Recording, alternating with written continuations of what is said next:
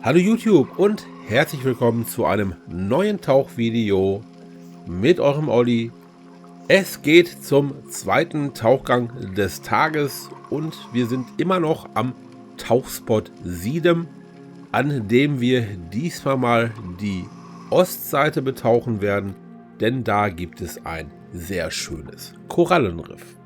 Zu moderieren gab es jetzt hier nicht wirklich viel, deshalb lasse ich euch jetzt mit den Bildern alleine, melde mich dann wie gewohnt nochmal zum Ende. Bis dahin genießt das Video. Dabei wünsche ich euch jetzt viel Spaß.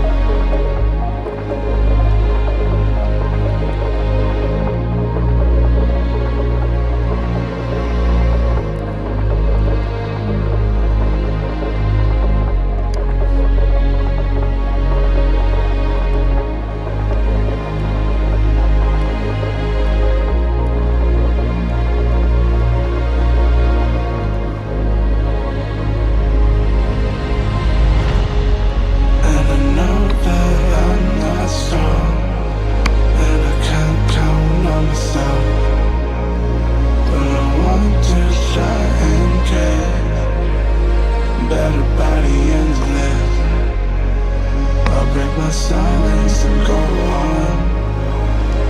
Pressing forward, I won't look back anymore. I finally moved on.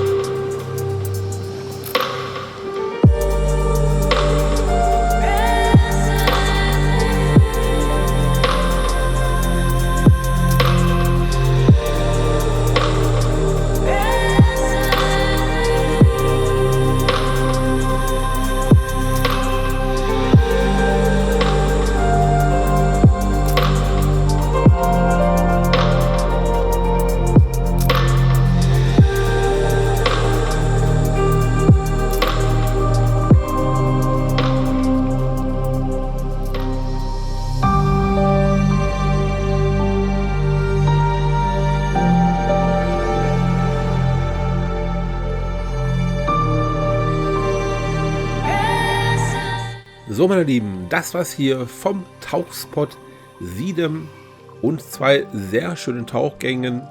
Zuerst gab es ja den Marco Point. Hier oben verlinke ich euch nochmal das Video dazu.